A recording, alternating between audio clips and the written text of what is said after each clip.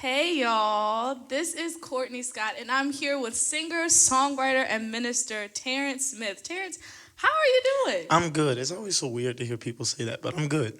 How are you? I'm doing Good, good, well. good.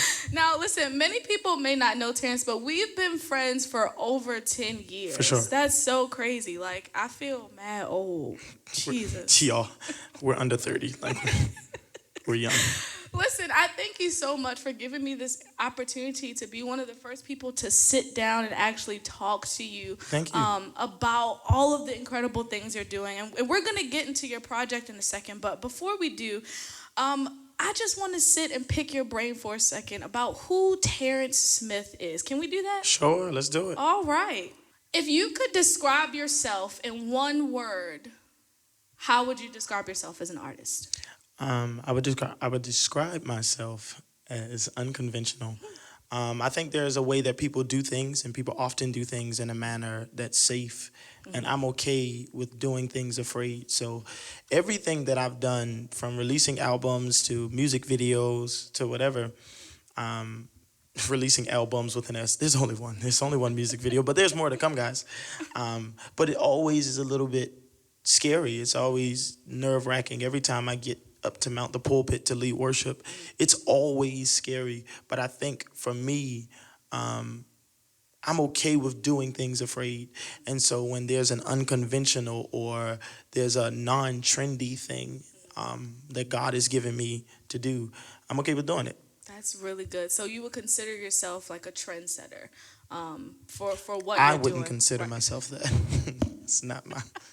I didn't say that. She did. All right, Terrence. So, being unorthodox and trying to, kind of going outside of the box. Unconventional. Is the Being word. unconventional. Being unconventional as an artist and going outside of the box, where would you say you draw your inspiration from the most?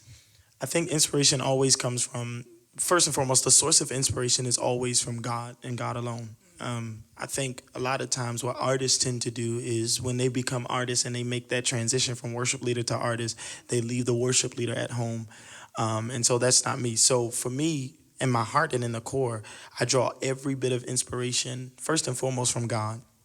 And then when I go to look at things just to kind of see what people are doing and so on and so forth, to have some reference points, I'll look at some of the greats who've done it. So you'll look at the Kirk Franklins, the Donnie McClurkins, the Clark sisters.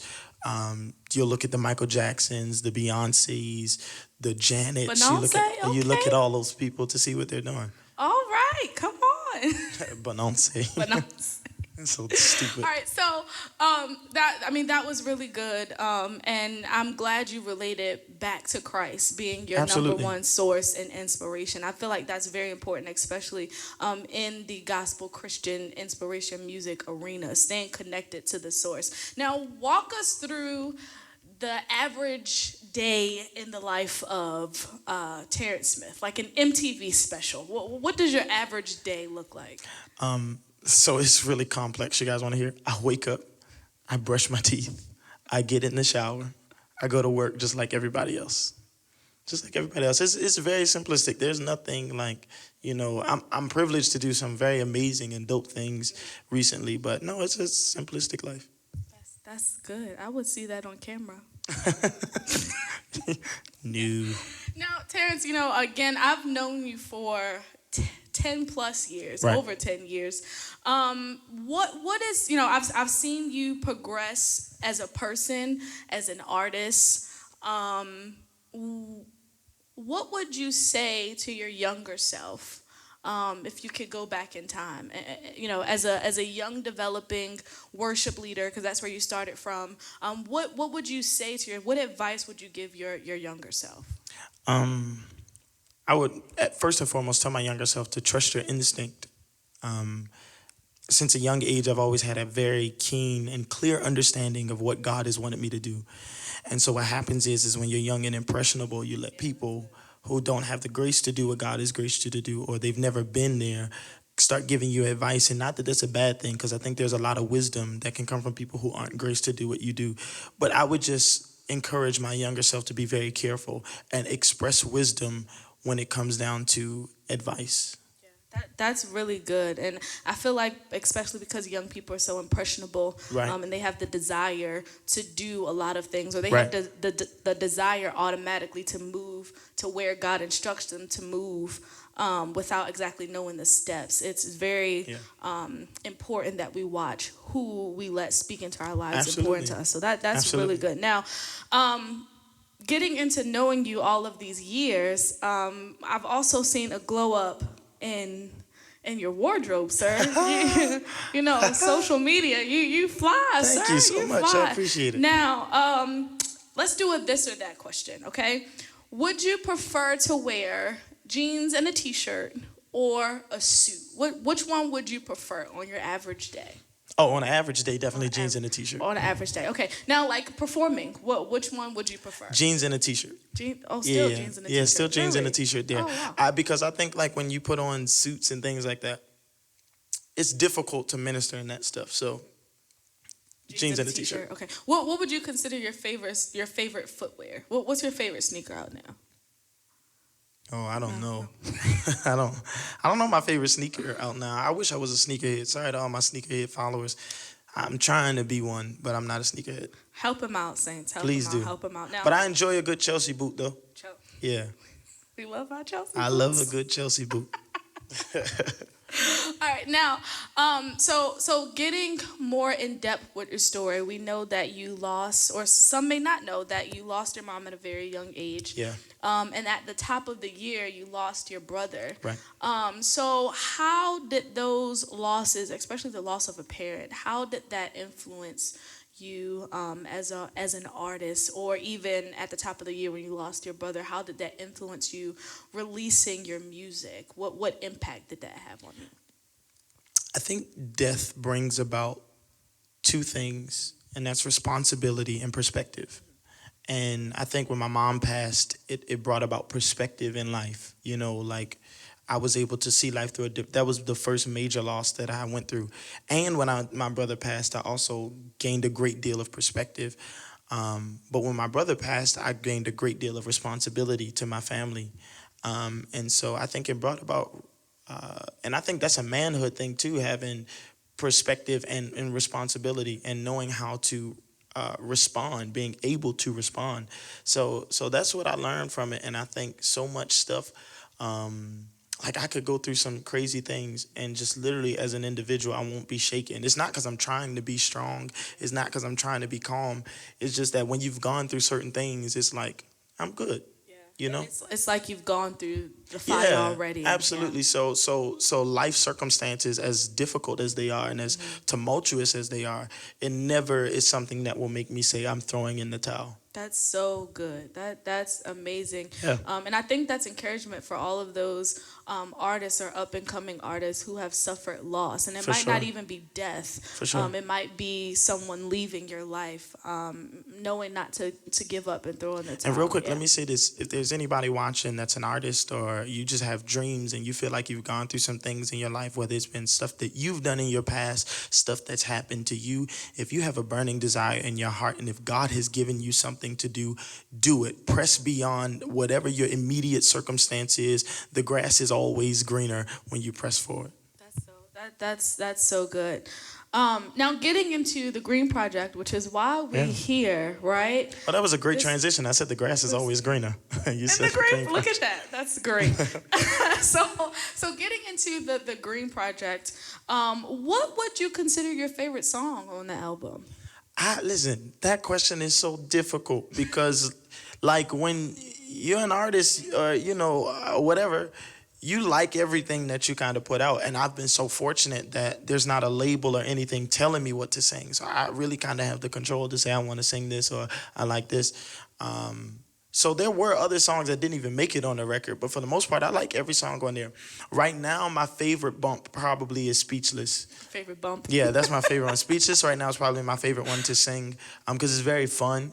I'll Trust You and Fire Come Down is always my number one. Yeah, that's it right there. Listen, if you guys have not checked out Fire Come Down, the single, the music video, y'all need to Please go check watch it out that now. It's fire. It's literally fire coming down. Right. Praise the Lord. In the songs on the album, what song would you consider the easiest or the hardest to write? Which one came the easiest, and which one came the hardest? They all kind of like they all kind of came the same way. Like I can literally, God has literally graced me and given me the capacity to write a whole slew of songs in a day's time.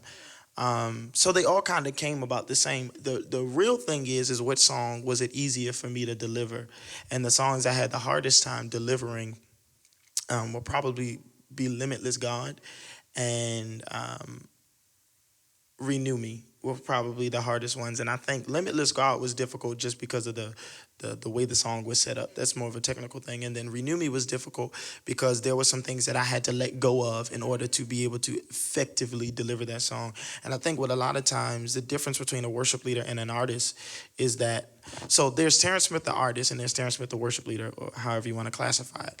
The worship leader is always there. The artist isn't always with the worship leader, but the worship leader is always with the artist. And that song required the worship leader. But there was a lot of burdens and a lot of things I had to lay down.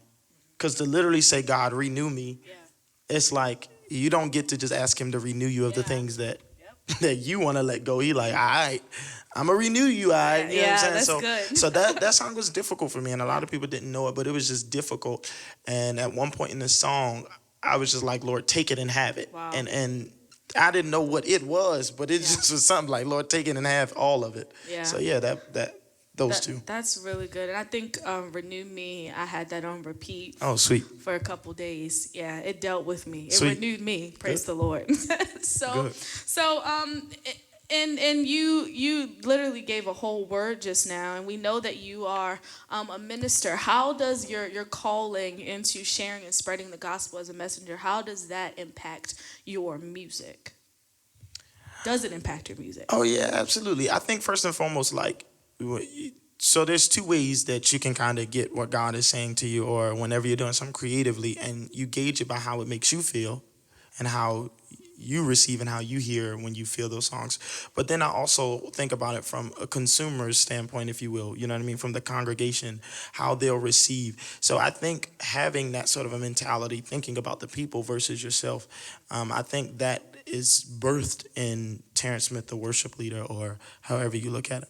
That's good. That's good. Now, what would you say is next on the horizon for Terrance Smith, the artist? So there are a lot of things to look out for, and I'm very I like to move very quietly about certain things, but I will say there's a lot of stuff to look out for. So literally the next album is going to be super crazy. And I know we just released album. I know we just released this one, but y'all, when I say God has been like, it's going to be super crazy the next album. So we got another music video or two that we plan on putting out. And just continuously pushing out content and so on and so forth. So all I can say is really stay tuned, because there's going to be some dope stuff on a consistent basis. That's good. Now with these like music videos and all of the content that you've been pushing, how does the creativity come about? Like how, do you have a team? Is it you just by yourself? Or, so how does the creative structure come about when creating these music videos? Again, if you guys haven't checked out Fire Come Down, go check it out. Go check it out. So yeah, I do have a team. I have a phenomenal team. And so the way things typically work is God will give me an idea, or I'll think of something that is pretty dope or that I think is dope, and then I'll bring it to the team and they'll kind of refine it and say, okay, maybe this, maybe not that, and so on and so forth. And we'll have a healthy back and forth on the ideas. So that's how these things come about. So there's not really a lot of like looking at other things and saying, oh, I want to do this because somebody else has done it, which goes back to my statement about trends earlier. So for me, it's really just a thing of being daring and willing enough to do not even the unthinkable, but willing to do the thinkable. You know what I mean? So I go to my team, and I have a phenomenal team.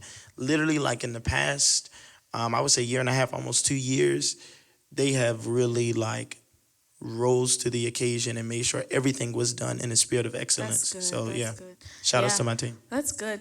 Now, to someone, whoever's watching this and they desire to be an up-and-coming artist, or they've watched you actually as someone they've drawn inspiration from, what advice would you give them, or what advice could you give them? Well, first and foremost, I'm still a up and coming artist. But the advice that I would give them goes back to the very first question you asked me. I think one of the first questions. That's trusting your instinct, right? I think that gut feeling inside of you that says, like, I want to do this. You know what I mean? Follow that. By faith, we know it's the voice of God. That bit of God that He placed inside of us. So I would say follow that voice and go where God is taking you, because to deny that, I'm telling you, you're thrusting yourself into intentional turmoil, like to not follow that. So I would say that. I would say create freely and authentically. Literally sit with God. Don't ever find yourself creating with a partner of jealousy or envy, because it will only make you create to destroy somebody else. And once you've beaten that person, then the question is where do you go from there? Yeah. So when you create, you got to create from the standpoint of satisfying the will of God over your life. Yeah, that's so good. That's so good. I hope you guys got that. For all of you who are looking to become artists, who desire to become an artist or to share the music that the Lord has given you, I hope you guys are keen in onto that. Now, we have one last question that we have to ask. The people want to know, Terrance, right? Oh, God. Are you single, man of God? The people want to know. The people want to know. I'd rather keep that quiet. You're not going to answer at all? I'm not going to answer that at all. I'd rather let people focus on artistry and ministry. No, seriously, though, like, I really like to keep my personal life, because once you let people in, they start to feel a sense of entitlement to that. And I think the only way that I can honor my family, myself, my future wife, my future kids is to, I don't have a wife and I don't have a kids, I'll tell you that. But the way to do that is by practicing privacy and intimacy with details now. So, sorry, those details are not for you. Well, we thank you so much, Terrance, for joining us. I hope you guys got all of that, because that was so good. Terrance, we're so excited to see what's next for you. And we're excited for what's happening tonight, you guys. Stay tuned. Listen, it's going to be amazing. I've been Courtney Scott. I'm Terrance Smith. Yes. See you guys later. Everybody lift it up to him, say you are my hero. You are my hero. Strong tower. Strong tower. You are I need you're my God. Yes, you are. Come on, everybody in the room say Waymaker. Waymaker, Redeemer. Come on, lift it up, say you are my. You are. Come on, wherever you are, just put your hands together, say strong tower. Strong tower.